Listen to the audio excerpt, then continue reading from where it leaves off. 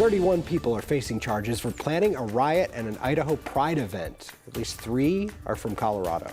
A tornado warning near DIA has come and gone, but severe weather is still a possibility along the eastern plains tonight. And a new law will focus on finding missing and murdered indigenous people in Colorado. Advocates say it's something they've waited for a long time. At least 3 Coloradans are facing charges in connection to a white supremacist group arrested near a northern Idaho Pride event this weekend. Police in Coeur d'Alene, Idaho, arrested 31 members of white supremacist group Patriot Front yesterday. The sheriff's office there says all 3 of them have bonded out. According to police, Nathan Brenner, Connor Ryan, and Forrest Rankin are facing misdemeanor charges of conspiracy to riot. All 3 are in their 20s. Police say that based on evidence and documents they collected, the group intended to riot. Police arrested the group after finding them packed into a U-Haul truck along with riot gear, shin guards, and shields, and a smoke grenade. You can see in these pictures the group was dressed similarly, including face coverings. The Southern Poverty Law Center describes Patriot Front as a white nationalist hate group that formed after racist rallies in Charlottesville, Virginia back in 2017. Police say that most of the men they arrested were from out of state. Only 1 was from Idaho. No word on when they might appear in court. There is still a severe thunderstorm watch in the eastern plains tonight. A tornado warning closer to the metro earlier this afternoon has since expired. A landspout was spotted near DIA around 2 o'clock today, then moved northeast before breaking up. Travelers at DIA did take shelter, but the airport says operations were never affected. Live look outside on this warm, sunny, kind of cloudy at some points Sunday. Some clouds out there. Not the kind to bring much relief from the heat, though. Chris Bianchi's in the Weather Center. It's been a busy afternoon for you. Yeah, a little bit on the busy side with that kind of out of the blue tornado that developed around 2:10 this afternoon. So we're talking about a landspout. You probably can't see it even all that well, but there it is. There was the landspout tornado. This is formed by circulating localized winds that kind of converge in a very short kind of space and distance. And normally these will last for maybe 5-10 minutes or so. They're usually pretty short-lived, but they can cause damage. Fortunately, no reports of damage from this yet, but this was just to the north of DIA around 2:10 earlier on this afternoon. Again, that warning has long since been expired. Now, we are still talking about some pretty strong storms into the eastern plains, northeast Colorado, out by Washington County, as well as into Logan County. That's where we've seen some of these storms producing up to about nickel-sized hail. But into the metro area, still a few showers and an occasional lightning strike with this little cluster of showers and storms moving its way through downtown right now. Gusty winds going to be the main threat with anything that we see here downtown. Now, further north and east, that's where you're going to be talking about the potential for severe storms. We do have a severe thunderstorm warning that's in place here just the east of Sterling, and that is going to be mainly for damaging hail, as well as perhaps wind gusts up to about 60 miles an hour. Southeast Colorado from Highway 50 on south, Lamar, Prowers County under severe thunderstorm warning. That goes until the bottom of the hour. That's going to be mainly for damaging winds as well as some large hail, and then further west, just the north of La Junta, a severe thunderstorm warned cell out that way as well. Severe thunderstorm watch, which means conditions are ripe for severe weather for the northeastern corner of Colorado. This goes until 11 o'clock tonight, and those storms will move their way off to the east. So the good news is, in the next kind of 2 to 3 hours, these storms will be mostly long gone for most of us here in Colorado. Northeastern corner, the only spot that could see storms really after about 8 o'clock tonight, and then the storms again long into Kansas by the time we get into the nighttime hours tonight after the sun sets around 8:30. Current temperatures, a lot of, well, upper 80s, low to mid 90s, depending on exactly where you are here across the eastern plains. But tomorrow, those temperatures will get even toastier. Could be talking about near 100-degree readings for your day tomorrow. So Jenny and Steve, once again, unfortunately, looking at more potentially record heat. Okay. On top. Yep. Super. Crank those ACs up. Great. Thanks, Chris.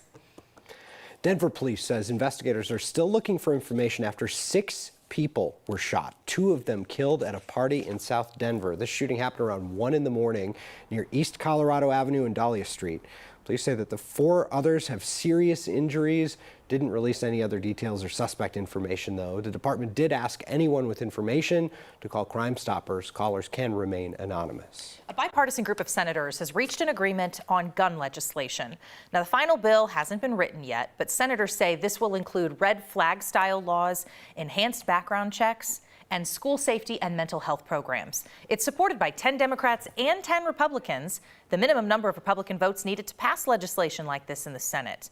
And the proposal, though, does fall short of tougher steps previously sought by the president and many others in the Democratic Party. The House passed a bunch of bills last week. The Senate is not expected to pick those up, introducing this as an alternative. The House committee investigating the January 6th insurrection will have another hearing tomorrow. This one's expected to look at the disinformation and events that led up to the attempted coup. The first hearing on Thursday outlined several key players, many of them from Colorado. Some of the biggest claims originated here in Colorado among prominent GOP figures and lawmakers. Kyle Clark looks at some of the main players. Not only did President Trump refuse to tell the mob to leave the Capitol, he placed no call to any element of the United States government to instruct that the Capitol be defended. American democracy and the Capitol were under violent attack by fellow Americans. Trapped inside the building, Vice President Pence's team blamed a University of Colorado visiting professor, John Eastman. Why? Because Eastman had come up with the plan for President Trump to overthrow American democracy and stay in power. Pence refused to do it. That's why the crowd was shouting. The committee says it will outline evidence that even Eastman knew Trump's plan to overrule a Democratic election was not legal. You will also see evidence that John Eastman did not actually believe the legal position he was taking. Inside the Capitol, committee evidence shows the building was breached by the mob just minutes before Colorado's Congresswoman Lauren Boebert tweeted that House Speaker Nancy Pelosi had been removed from the chambers.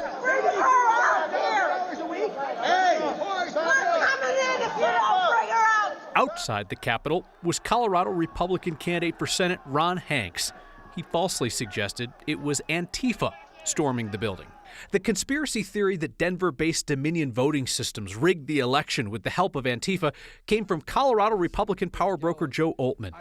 Committee testimony showed that Trump's own Attorney General, Bill Barr, told the president that that claim was, I'll let him say it. I did not agree with the idea of saying the election was stolen and putting out this stuff, which I told the president was. Tomorrow's hearings start at 8 a.m. Denver time. The committee expects to hold several throughout June and July. The Washington, D.C. office that monitors attorney conduct is now filing ethics charges against Rudy Giuliani, Donald Trump's former attorney, over his baseless claims about the results of the 2020 election. That D.C. Office of Disciplinary Counsel filed those ethics charges Friday, the day after the House committee's first hearing.